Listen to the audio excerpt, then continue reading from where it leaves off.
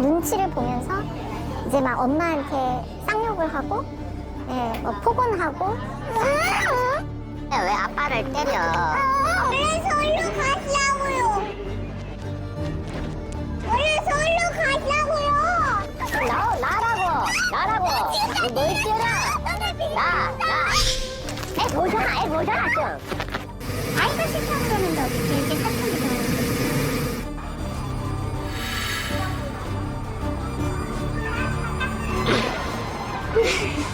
너무 보고 싶고 우선 제 안고 싶어요.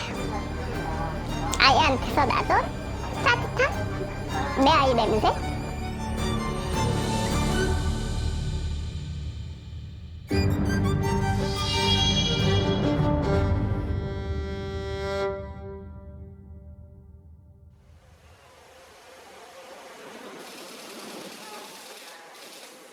이제 겨우 10살. 어린 아들을 먼저 떠나보내야 하는 엄마는 차마 발길이 떨어지지 않습니다.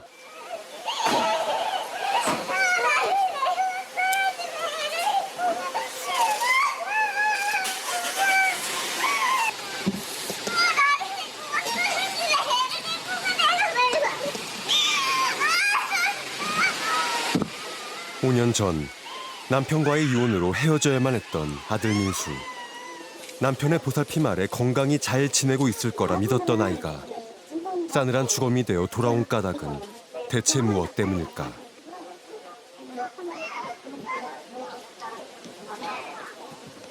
발목 뒤 그리고 발목 그리고 팔꿈치 안쪽 이런 데 있잖아요.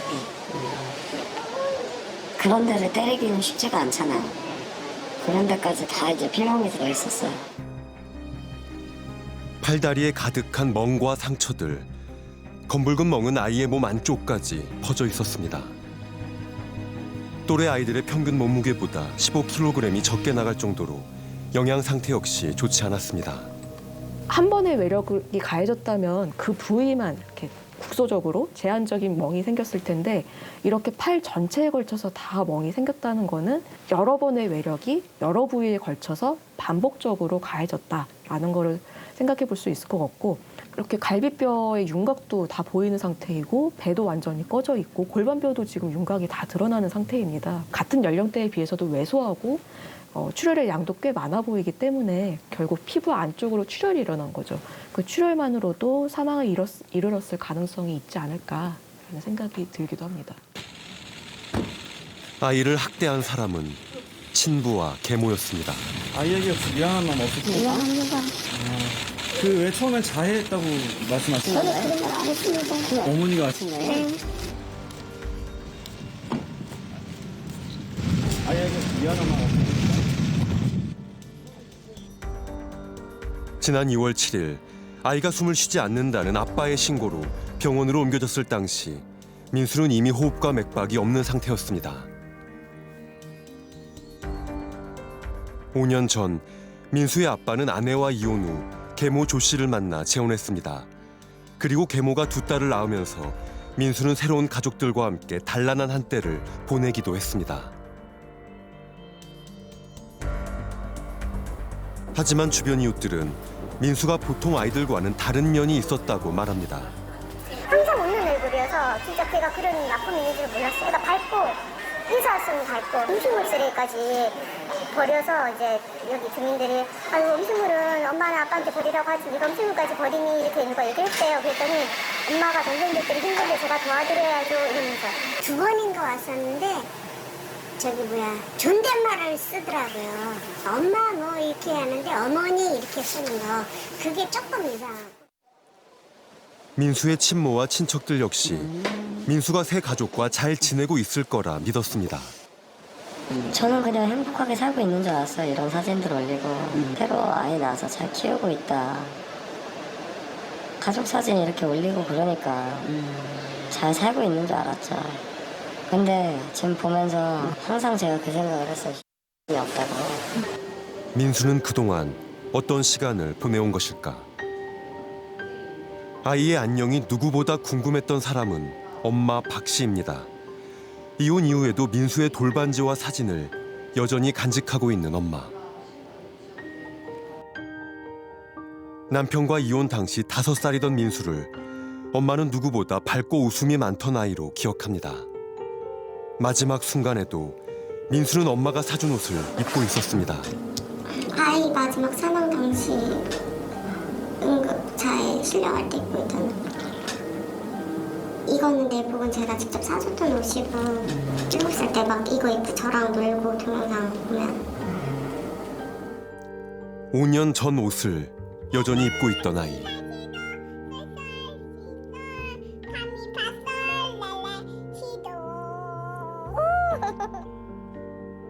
부부가 이혼할 당시 남편은 민수를 자신이 데려가 키우겠다고 고집을 부렸다고 합니다. 재판 마지막 날 자기가 아이 잘 키우고 너 자유롭게 아이 보게 해줄게. 소송 끝에 아이의 양육권은 친부 김 씨가, 한 달에 2번씩 아이를 만나는 면접 교섭권은 친모 박 씨가 갖게 됐습니다. 부부가 이혼을 하는 경우 법원은 자녀를 직접 키우는 부모에게 양육권을, 그리고 다른 부모에게는 정기적으로 아이를 만날 수 있는 면접 교섭권을 부여합니다. 면접 교섭권은 이혼 후 아이가 부모를 만날 수 있게 하는 민법상 권리지만 엄마는 아이를 만날 수 없었다고 합니다. 1학년 때 ADHD 결과가 나왔다고 했어요. 심리적으로 불안하니까 만나지 말아달라고 했는데 그때야 당연히 이혼하고 아이가 분리불안이 생기고 그러니까 일시적인 결과로 그렇게 나왔을 수도 있잖아요. 근데 그걸 자꾸 주장하면서 자기가 뭐 애 이렇게 잘 키우고 있는데. 친모는 아이를 보여달라 부탁해봤지만 돌아오는 대답은 한결같았습니다. 나는 안 보여주고 싶을 이유도 없고. 그럼 보여주세요. 보여주는 게 문제가 아니라. 그럼 만나게 해줘도 되잖아요. 지금 얘는 너무나 지금 너무 행복하고 잘 지내고 있기 때문에 굳이 거기다가 나는 잔잔한 호수에 또 돌을 던져주고 싶은 생각이 눈꽃만큼도 없어. 미안하지만. 아이를 볼 수 없었던 엄마는 지난해 5월 민수가 다니는 초등학교로 찾아갔습니다. 오랜만에 만난 아이는 엄마에게 뜻밖의 반응을 보였다고 합니다. 화장실에서 나오다가 딱 마주쳤는데 핸드폰 들고 스피커폰 누르고 녹음 버튼 누르고 그리고 그 계모가 너 아무 말 하지 마 막 이렇게 소리 지르는 거예요. 저도 충격적이었죠. 그런 행동을 하는 것 자체가. 그리고 아이에게 연락을 받은 전 남편과 계모가 달려왔습니다. 화가 너무 많이 나는데 우리 밥도 못 먹고 엄마 무섭다고 전화 왔어 지금. 내가 제정신이겠냐고. 엄마 맞아? 엄마 맞아? 보고 싶어서 왔는데 그게 지금 교실까지 엄마가 생각을 해봐. 친구들한테 엄마가 누구지 다 아는데 너 자꾸 면접 교섭권 얘기하는데 너 애를 생각하면은 너 잘 들어봐봐. 너 지금 왜 전화했겠어? 아빠 이모 여기 와가지고 나 창피해가지고 지금 도망가 있대. 내가 피눈물 흘려서 자식 키웠으면 나한테 고마워야지. 내 뒤통수를 이렇게 쳐? 내가 존중해주고 이만큼 했는데? 그날 이후 엄마는 아이의 소식을 더 이상 들을 수 없었습니다. 그리고 최근에는 이웃들도 민수의 얼굴을 보기 힘들어졌다고 합니다. 놀러 왔다 뭐 끌어주고 뭐 하는 건 보고 왔대. 이모차 같은 거 끌어주고 하는 거. 근데 요 근래에는 그 남자애를 못 봤어요. 학교 나오는 걸 못 봤으니까. 그래서 왜 학교를 안 가니 그랬더니 엄마 아빠가 외국 보낸다고 유학 보낸다고 학교를 못 가게. 학교도 가지 않고 집에만 있었다는 아이. 실제로 민수가 학교에 나간 것은 작년 12월이 마지막이었습니다. 12월 1일 날 학부모하고 학생이 직접 학교에 와서 필리핀 유학을 이유로 홈스쿨링 하겠다라고 이야기를 했고요. 담임선생님이 12월 달에는 2회에 걸쳐서 그리고 1월 달에는 한 번 직접 통화를 한 걸로 기록이 되어 있고요. 3개월 후 민수가 마지막으로 목격된 곳은 집 근처 편의점입니다. 음료수를 마시고 고단한 듯 잠시 쉬어가던 아이.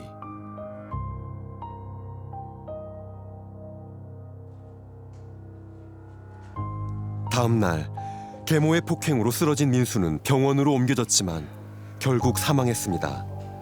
검찰 수사 결과 지난 1년간 친부와 계모는 끔찍한 학대와 폭력으로 민수를 괴롭혀왔다고 합니다.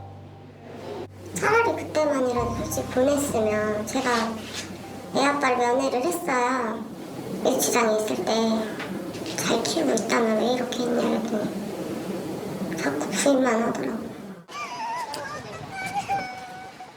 친부와 계모의 지속적인 학대를 막아줄 누군가가 단 한 명도 없었던 아이.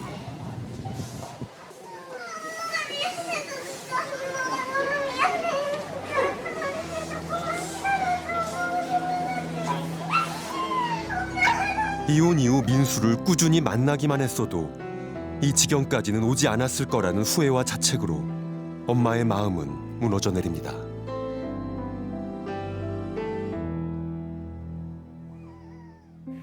친부와 계모의 학대로 안타깝게 사망한 10살 민수. 우리는 또 한 번 소중한 아이를 잃었습니다. 이혼 후 한동안 아이를 만나지 못했던 친모는 면접 교섭권만 지켜줬어도 이렇게 억울하게 아이를 보내지는 않았을 거라 말합니다. 면접 교섭권이란 양육권을 갖지 못한 부모가 자녀를 정기적으로 만날 수 있도록 민법이 보장한 권리를 말합니다. 만나는 빈도나 방식은 다양합니다. 통상 2주에 한 번이나 한 달에 한 번 짧은 만남을 갖거나 1박 2일을 함께하기도 합니다. 그런데 이 면접 교섭권을 두고 이혼한 부모들 사이에선 심각한 갈등이 벌어지고 있다고 합니다. 서울 강남의 한 유명 레스토랑. 이곳은 사람들 사이에선 맛집으로 소문난 식당입니다.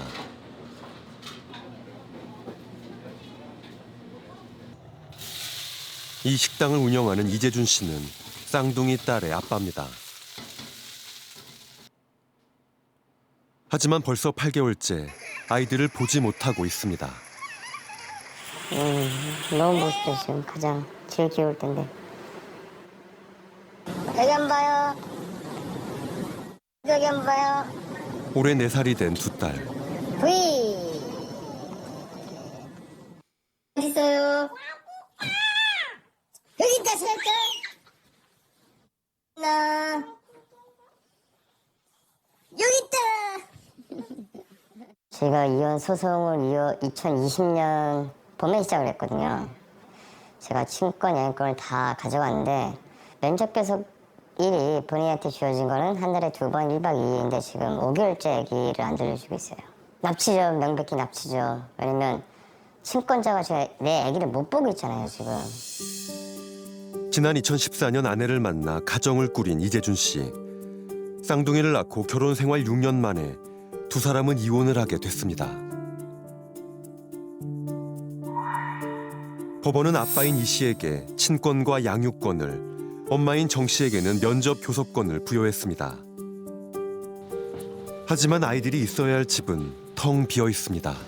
애기들 주로 여기서 이제 놀던 공간? 애기들이 태어나면서부터 여기서 무려 4년 넘게 살았는데 지금 이제. 쌍둥이를 돌봐왔다는 할머니도 손녀들이 그립습니다. 똑같은 거 2번씩 해가지고 거기는 조금 섞여 있어요. 해갖고 핑크를 우리 애들이 좋아해갖고 이런 거 하면은 너무 예뻐했어요. 진짜로 밤잠 못 자고 나이 70 넘은 노인네 둘이서 밤에 잠을 못 자고 애들을 몇 년간 한 1년은 너무 고생했어. 1년은.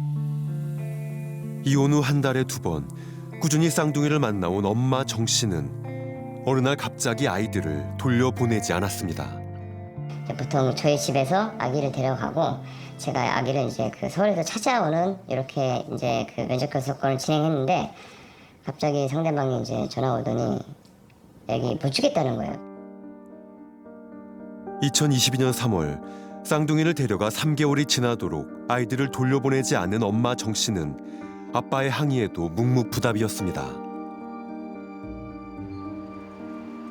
결국 아이들이 다니는 어린이집을 수소문하고 직접 찾아가 쌍둥이를 데려올 수 있었습니다.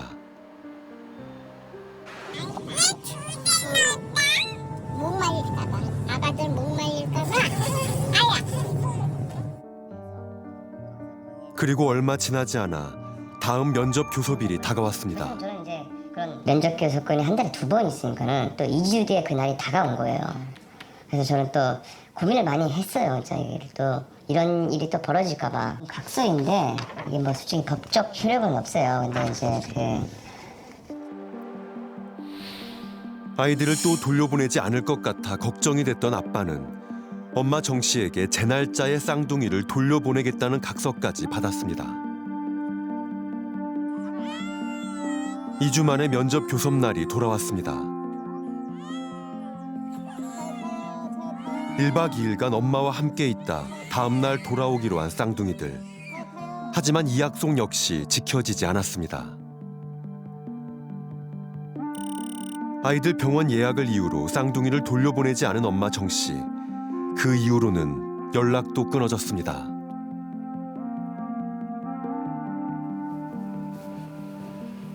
아이를 보지 못한 지 벌써 8개월째. 아빠는 오늘도 잃어버린 쌍둥이를 찾아 거리를 헤맵니다. 딱 요만한데 쟤보다 아주 조금 작을 거예요. 순간 우리 애기들인지 확인해요, 제가. 특히 이렇게 쌍둥이를 보면은 또래 아이들만 봐도 혹시나 싶어 돌아보게 된다는 아빠. 수소문 끝에 아빠 이 씨는 쌍둥이가 산다는 동네와 집을 알아냈습니다.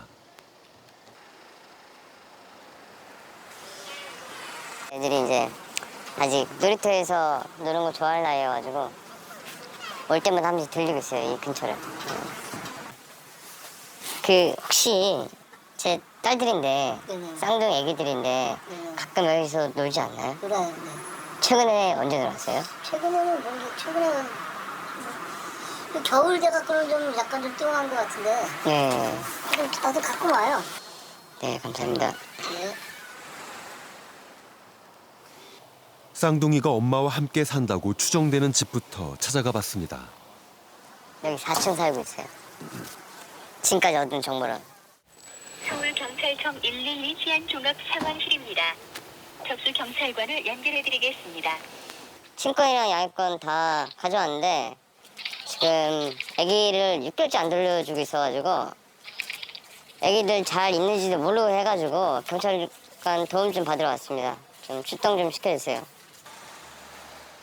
무엇보다 쌍둥이의 위치를 확인하고 싶었던 이 씨는 경찰의 도움을 요청했습니다.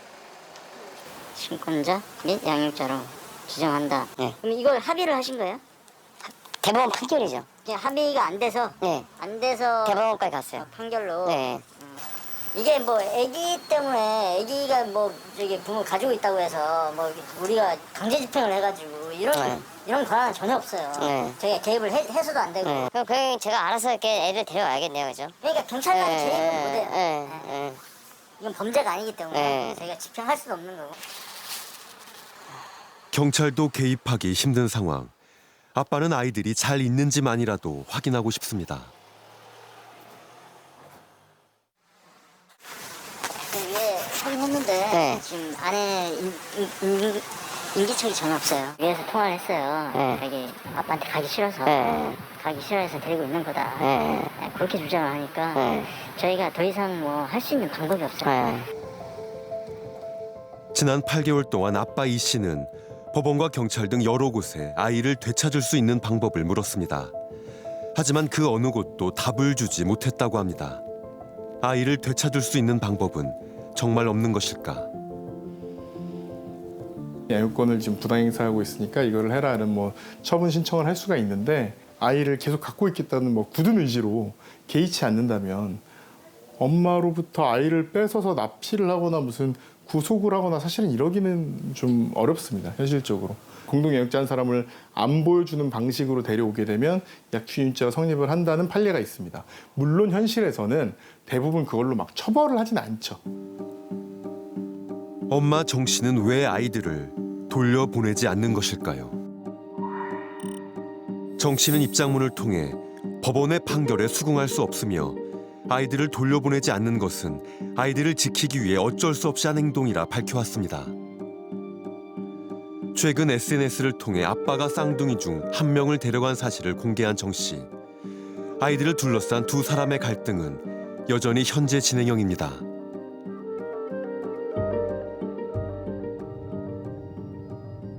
취재 중에 만난 또 다른 이혼 부모 역시 면접 교섭권을 상대 부모가 협조하지 않는다면 지켜지기 힘든 권리라고 말합니다. 면접 교섭이라는 것을 당연히 가져야 되는 권리라 생각했었고 이게 이루어지지 않는다는 걸 한 번도 생각해 본 적도 없어요. 그리고 들어보지도 못했고. 근데 제가 실제로 이렇게 겪었고 그리고 의외로 이걸 사람들이 모른다는 거 전혀 모르더라고요. 이혜진 씨에겐 어떤 사연이 있는 것일까요?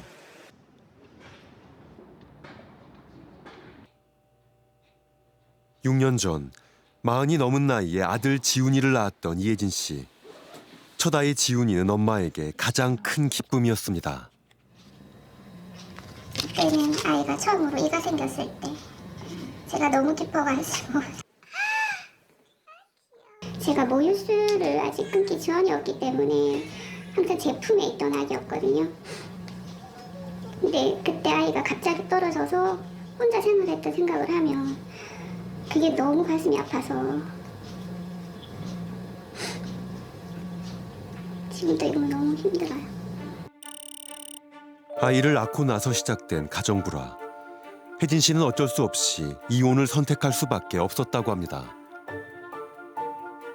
소장을 받고 나서 한 3일 뒤쯤에 아이랑 저랑 이제 자고 일어났는데 남편이 이제 일을 갔다 왔더라고요. 아이를 데려 나가길래 저는 놀이터를 가는 줄 알고 이제 애기한테 인사하고 아빠랑 놀이터 가는 줄 알고 자기도 기쁘게 나갔는데 그 뒤로 아이를 못 봤어요.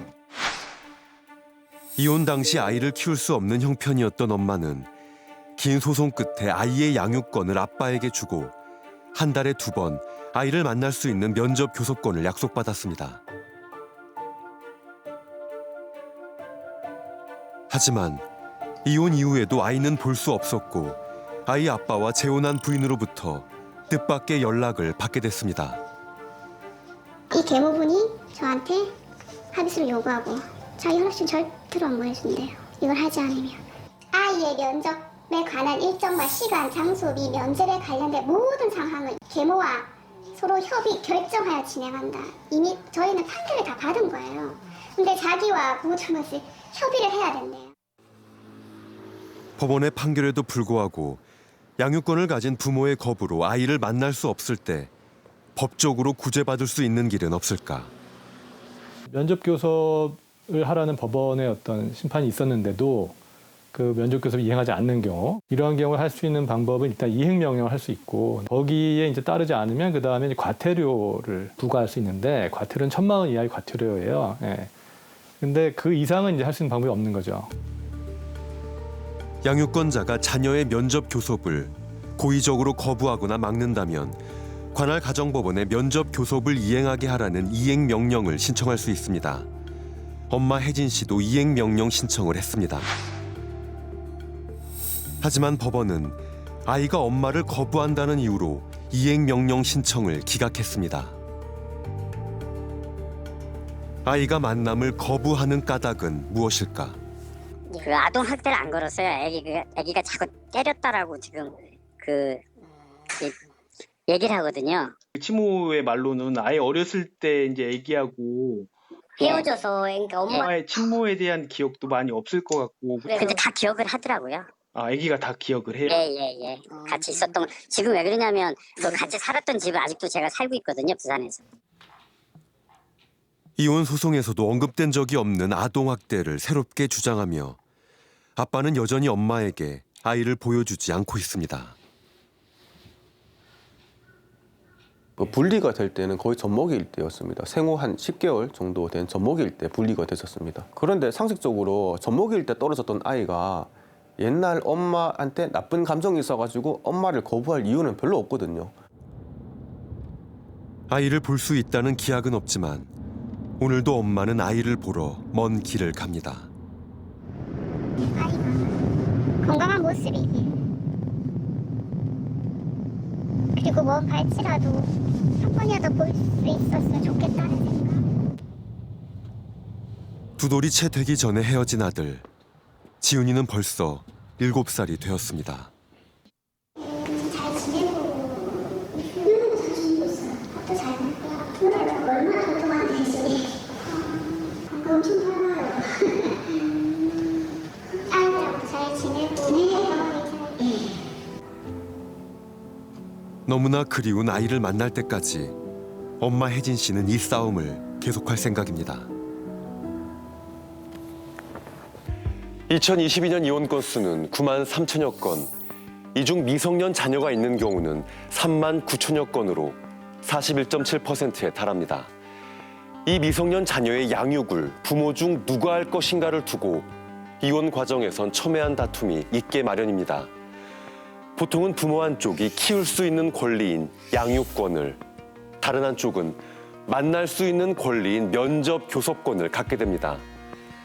하지만 면접 교섭권을 갖고 있어도 주 양육 부모가 면접 교섭을 방해하거나 협조적이지 않으면 비양육 부모의 만날 수 있는 권리는 말뿐인 권리가 되게 됩니다. 자녀를 볼 수 없게 된 부모들은 면접 교섭을 막는 또 다른 걸림돌이 있다고 말합니다. 과연 어떤 문제일까요?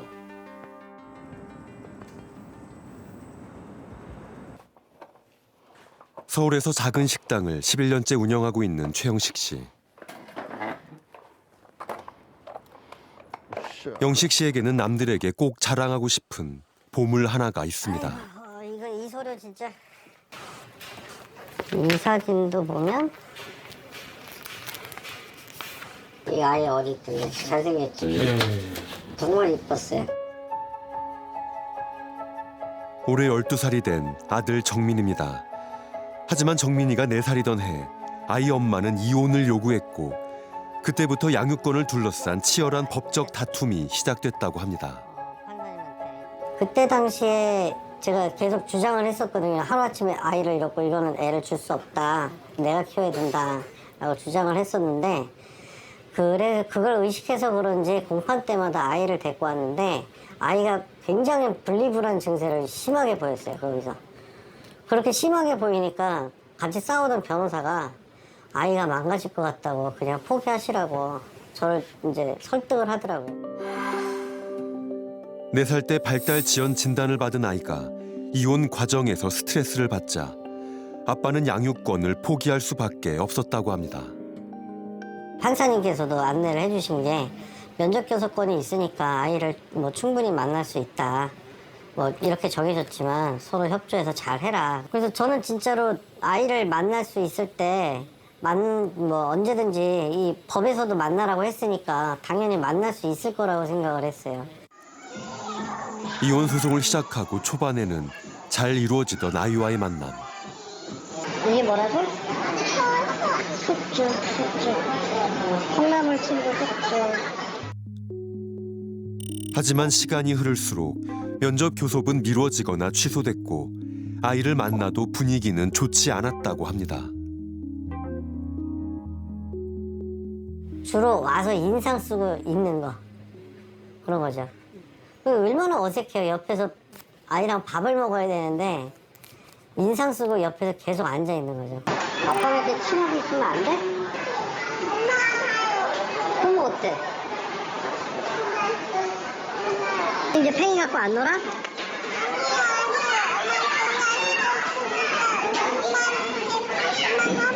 아, 엄마가 볼까 봐?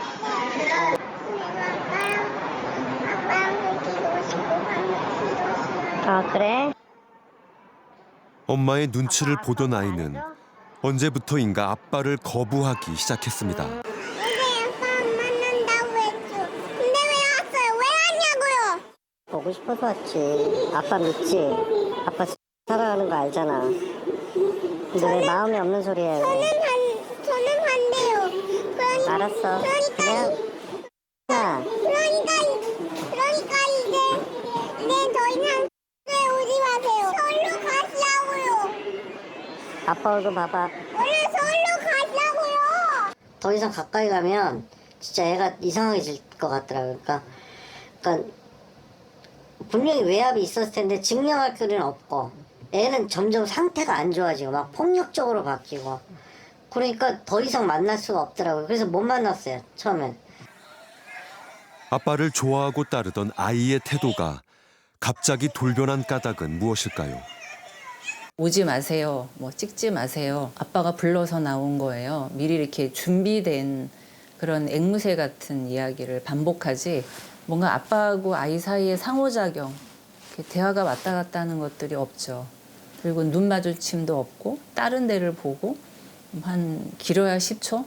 자기가 하고 싶은 얘기만 하고 외면하고 딱 가버리잖아요. 부모 따돌림 상태에 아이가 이렇게 빠져버리면 흔히 나타나는 얘기 중에 하나가 그 부모들이 시킨 말을 그대로 앵무새처럼 따라하는 거거든요.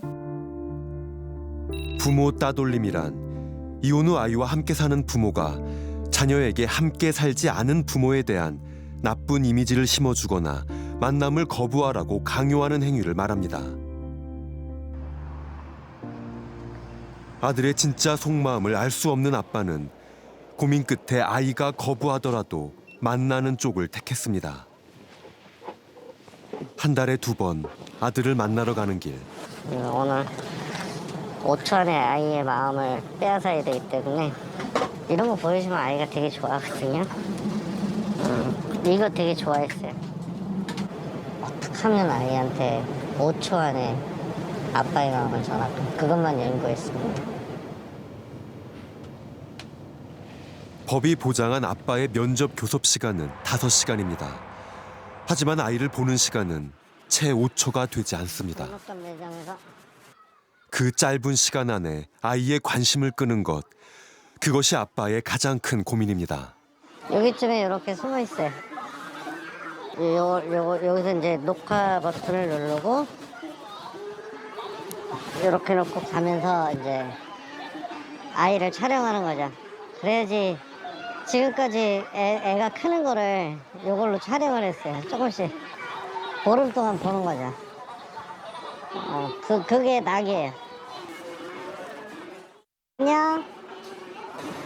드디어 만난 정민이. 하지만 아빠 왔어. 감기 조심하고. 나와줘서 고마워. 사랑해. 잘 가. 고마워. 아이는 말 한마디 없이 가버리고 맙니다.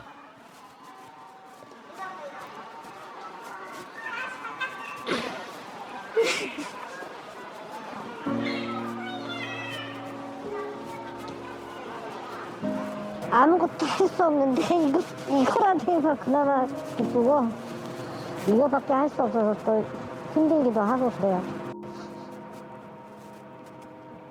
시간이 흐를수록 멀어지기만 하는 아들의 마음. 누구보다 다정했던 부자 사이가 어쩌다 이렇게 됐는지 아빠는 그 이유조차 알지 못합니다. 정민이를 키우고 있는 엄마에게 그간의 사정에 대해 물었습니다. 아이가 싫다고 그러는데 어떻게 이제 사춘기도 아이한테 트라우마 생기게 해줬고 심리치료도 다니고 있고 저는 가정사 이렇게 얘기하는 것조차도 본인 일이라고 한번 생각해보세요. 좋지 않을 거예요.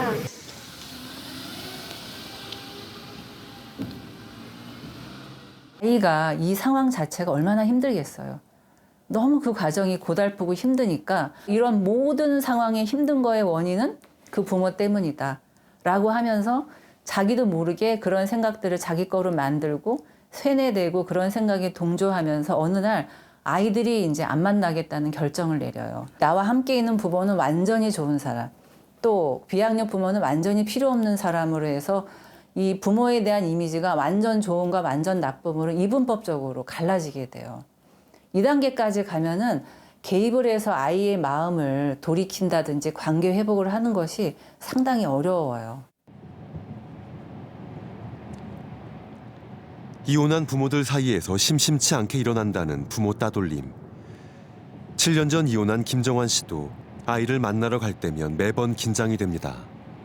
딸아이를 만났을 때의 기쁨, 한편으로는 딸아이가 또 어떤 거부 반응을 보일지 걱정, 두 가지 감정이 교차하는 것 같습니다.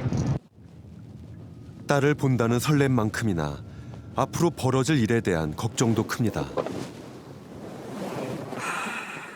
심호흡도 이렇게 하고 긴장을 좀 풀고 가야 됩니다.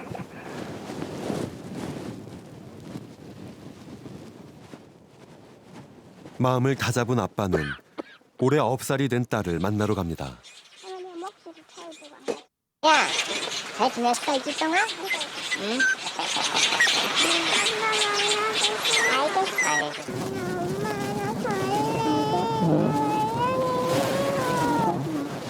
울지 마.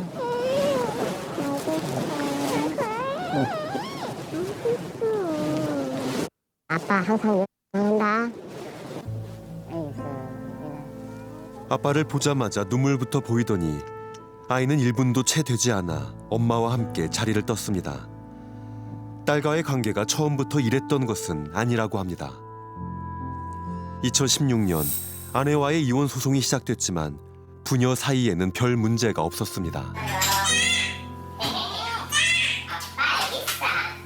아빠를 얼마나 많이 사랑하는데 유난히 아빠를 좋아하고 애교가 많았던 딸. 문제는 1박 2일 숙박 면접 때부터 시작됐습니다. 2월 달에 숙박 면접이 시작되자마자 아이가 이제 엄마도 갈 거야 라고 하면서 이제 그런 말을 하고 계속 반복되는 말을 하고 갑자기 이제 아이가 약간 칭얼거리고 아이를 두고 벌어진 실랑이.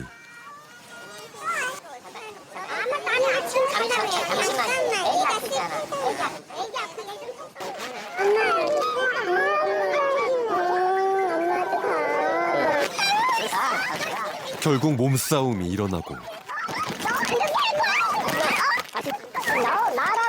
나라고 뭘 뛰어라 나 모자라 좀 예, 신고했습니다. 저는 면접 때문에 같이 하라고 그래도 안 간대요. 아이가 깜짝 놀랐죠. 그래서 제가 아이 앞이라고 하지 말라고 했는데도 아이 보는 앞에서 그렇게 폭행을 하고 그래서 아이가 그걸 다 봤습니다. 얼마나 아이가 불안했겠습니까? 몇 주 뒤 면접 교섭을 하다 뜻밖의 장면을 목격한 김정환 씨. 아빠와 함께 시간을 보내고 온 아이에게 엄마 민 씨가 그럴 거면 아빠에게 가살라며 아이를 집 밖으로 내쫓고 혼내는 모습을 보았다고 합니다.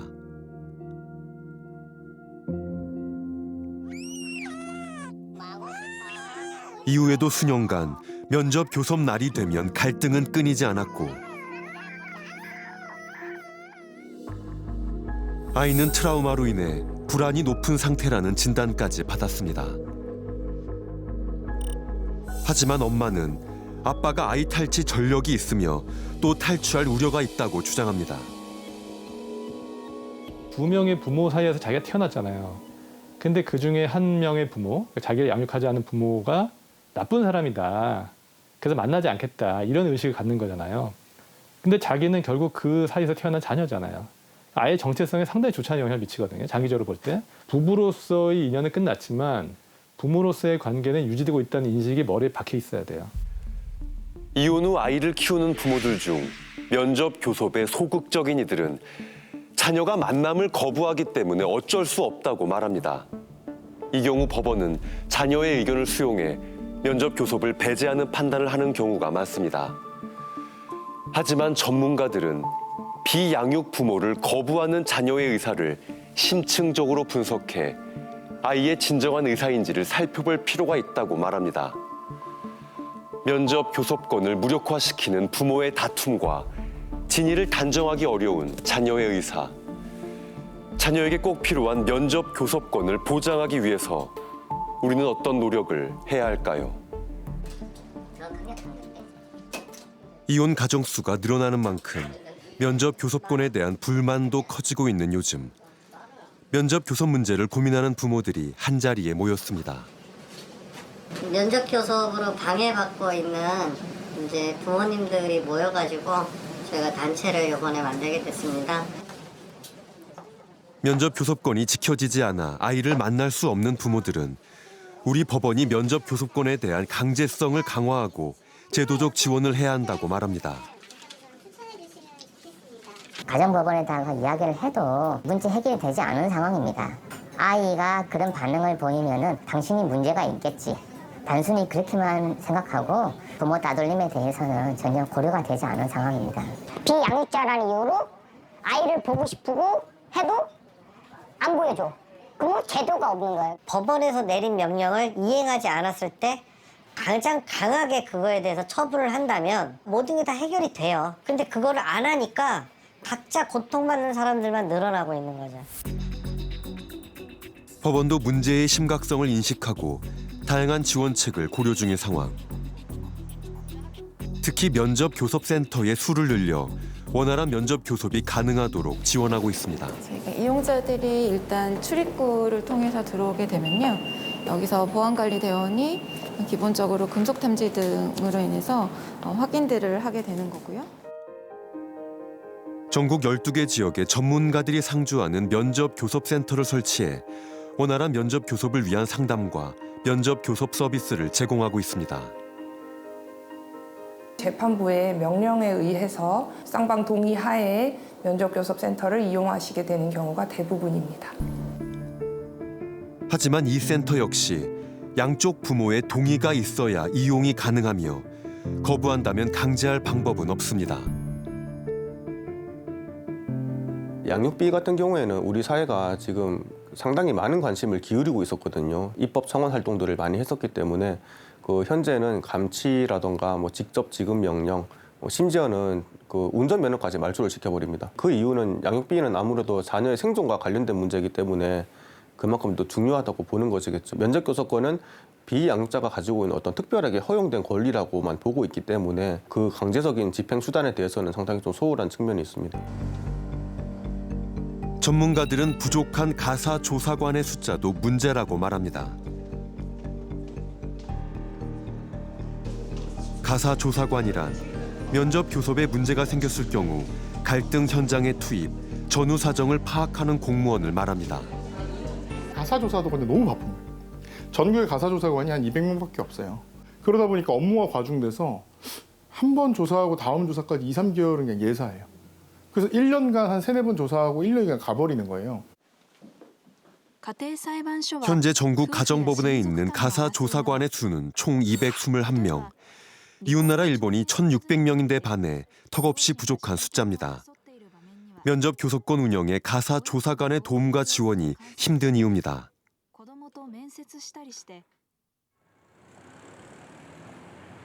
이혼 이후에도 아이를 볼 수 있는 면접 교섭권은 부모의 권리이자 자녀의 권리이기도 합니다.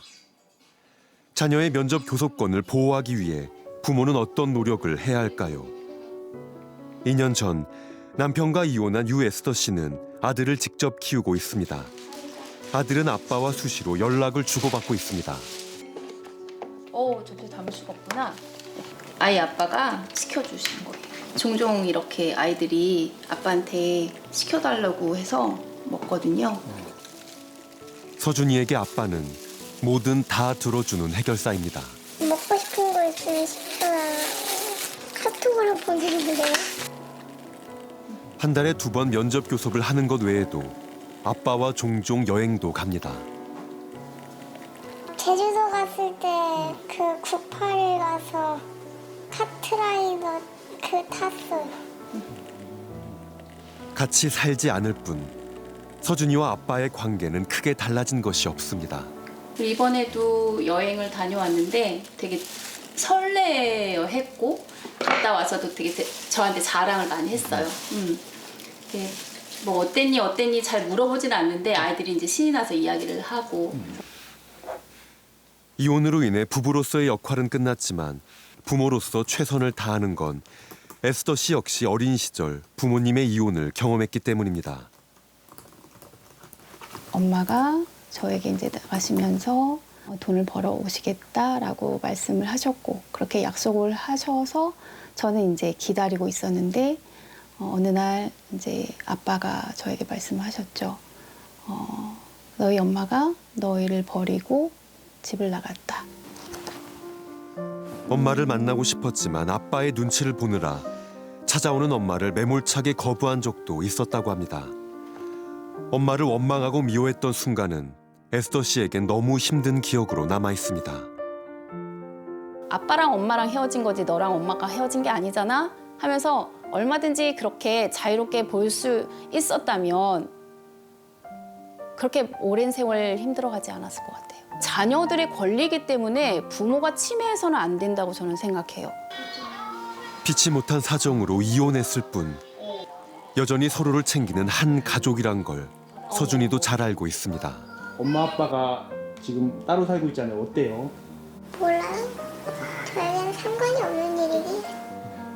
왜 상관이 없어요? 이 사람과 우리 아빠의 둘의 문제잖아요. 가족은 어떤 존재예요? 가족. 기댈 수 있는 존재? 부모의 이혼 이후에도 가족을 기댈 수 있는 존재로 만들기 위해 우리 사회는 그간 많은 노력을 해왔습니다.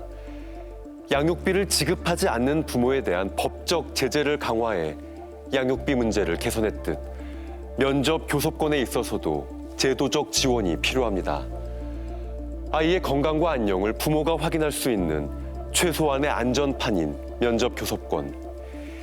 이 안전판이 너무 쉽게 무너지지 않도록 법원과 정부가 제도적 보완과 지원을 고민해야 할 것입니다.